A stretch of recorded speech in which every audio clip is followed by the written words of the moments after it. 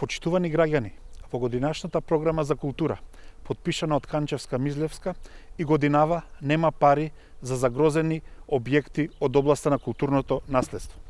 Еве во каква состојба е Музеот на Македонија, кој што се распаѓа, а за него нема предвидено проекти за санација, за поправка на покривот, за поправка на платото пред музеот, за систем на заштита од прокиснување при поплави и дожд. Депоата се заразени со мувла и со микроорганизми, но во истата годишна програма има по трет пат одобрено пари за опремување на археолошкиот музеј. Нема пари за црквата во Старо Нагоричане, за црквата во Матејче, кои што се распаѓаат, или за фреските во Света Софија. На Скопскиот аквадукт и на Курбиново итно им е потребно конзервација, но Канчевска Милевска сака да ги остави само на ниво на идејни проекти. Ама за сметка на тоа поделила пари за непотребни барокни фасади на објекти. Ова е уште еден доказ дека годишната програма треба во целост да се поништи.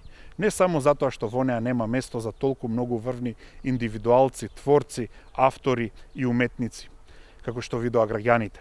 Годишната програма не ја следи имплементацијата на стратегијата за култура. Делот за културното наследство јасно ги вади на површина тендер интересите на власта во заминување. Затоа е итно потребна нова влада, која што ќе ги заштити вистинското културно наследство и интересите на граѓаните на Македонија.